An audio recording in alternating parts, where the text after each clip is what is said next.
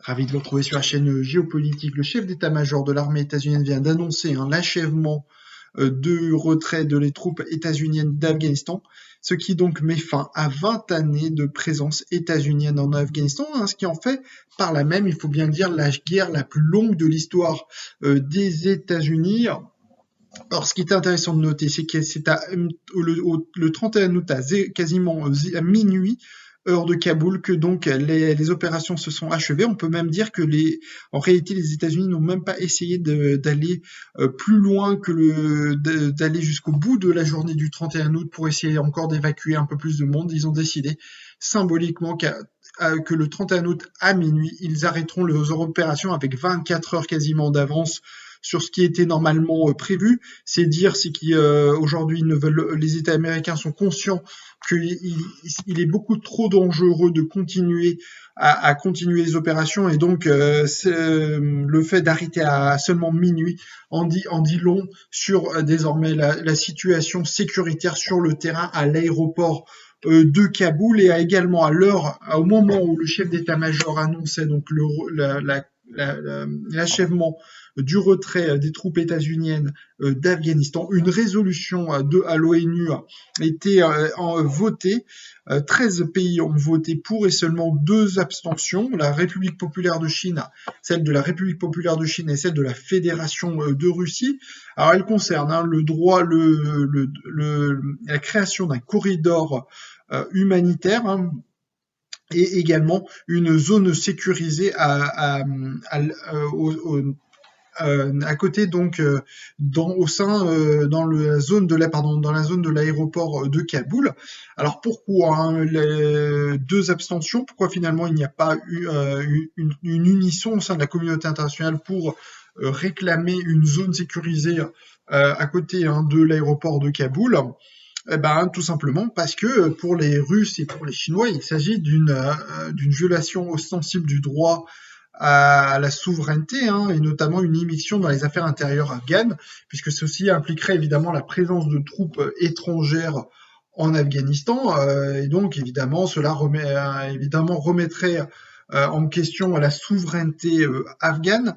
Et en plus, évidemment, il faut voir, évidemment, il y a des questions qui se posent sur la faisabilité de la création d'une zone de sécurité. Toutes les zones sécurisées qu'on avait essayé de créer dans le passé, dans beaucoup de conflits, comme en ex-Yougoslavie à Srebrenica, par exemple, on se sont terminés dans la plus grande tragédie. Donc, il faudra voir si on est évidemment si ceci n'est pas justement une fausse bonne idée, dans le sens où on n'aurait pas les moyens de pouvoir justement à proprement parler de sécuriser cette zone.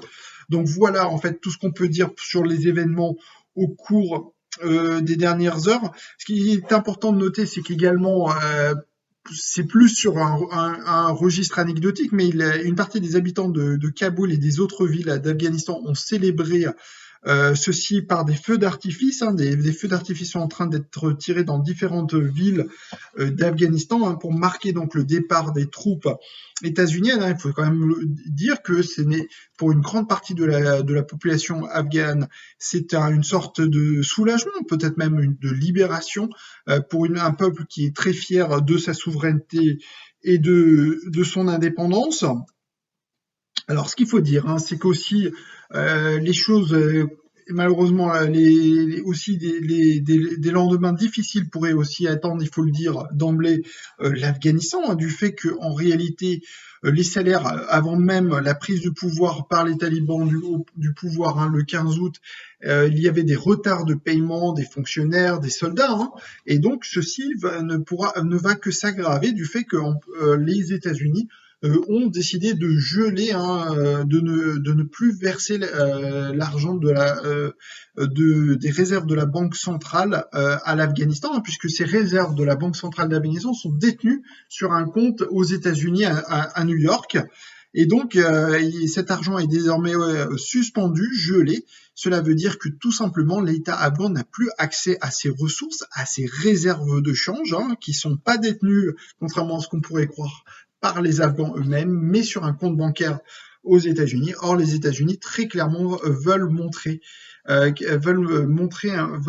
en quelque sorte imposer une sorte de blocus économique très clairement à l'Afghanistan, en montrant que, en essayant de tout faire pour faire échouer évidemment le gouvernement afghan, à moins que évidemment que le nouveau gouvernement afghan essaye de mettre en place un gouvernement d'union nationale. Peut-être ceci pourrait être, si vous voulez, la porte de sortie, là où, à tout le moins, le compromis qui pourrait être trouvé avec les États-Unis pour qu'ils débloquent l'argent. Et c'est bien pour ça que, en tout cas officiellement, les représentants talibans annoncent qu'ils vont mettre en place un gouvernement le plus inclusif possible, comprenant toutes les minorités, tadjiks, ouzbeks, hazaras, euh, pour justement satisfaire les demandes états-uniennes. Est-ce que ceci sera suffisant pour que les États-Unis débloquent l'argent des réserves de la Banque centrale d'Afghan?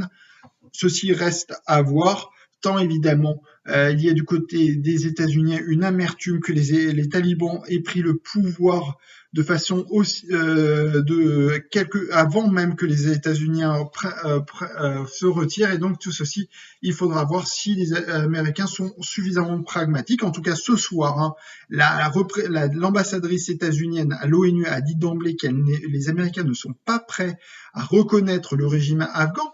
Alors ceci, on va le voir dans les prochains jours. Ceci va être une question éminemment importante, la reconnaissance des nouvelles autorités afghanes.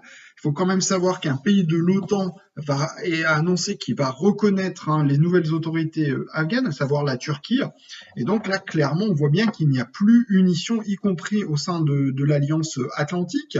Et donc on voit très très bien que de nombreux pays dans le monde, y compris des alliés proches des États-Unis, pourraient reconnaître les autorités afghanes, et donc accroître un peu plus l'isolement plutôt de ceux qui ne vont pas reconnaître, car il est probable qu'en fait la grande majorité de la communauté internationale reconnaisse les nouvelles autorités afghanes, adoptant, si vous voulez, une approche pragmatique. Également, cette résolution onusienne, outre la création d'une zone sécurisée près de l'aéroport, créera donc impose également aux autorités afghanes la non-obstruction de l'aide humanitaire. Et ben évidemment, ceci s'impose du fait que en fait les situations humanitaires selon l'ONU ce soir est catastrophique. Et ce qui explique que aussi beaucoup d'Afghans essayent de trouver refuge dans d'autres pays. Et donc, il faudra voir comment tout ceci va être géré. Et enfin, dernier point, comment évidemment les aéroports afghans vont pouvoir maintenir leurs opérations aéroportuaires, puisque les Américains en évacuant l'Afghanistan, ont aussi pris tout le matériel qu'ils avaient amené à disposition des autorités destiné au contrôle du trafic aérien. Or, tout ce matériel donc a été pris par les Américains au moment de l'achèvement du retrait. Donc cela veut dire que tout simplement les aéroports afghans, on parle souvent de celui de Kaboul, mais il y a un autre aussi important aéroport en Afghanistan, celui de Mazar-e-Sharif, sont dès ce soir dénués de tout équipement aéroportuaire. Alors vous me direz qu'évidemment, ce matériel peut être trouvé ailleurs qu'aux États-Unis. Évidemment, d'ailleurs, même certains pays ont proposé d'aider aux talibans la sécurisation de l'aéroport en apportant tout le matériel nécessaire, c'est-à-dire que des sociétés de sécurité locales, amener du personnel navigant pour assurer le trafic aérien. Notamment un pays comme la Turquie a proposé de le faire. Il faudra voir si les nouvelles autorités afghanes acceptent cette aide internationale de certains pays pour pouvoir pour que les services aéroportuaires à Kaboul ou à Mazar-e-Sharif puissent continuer.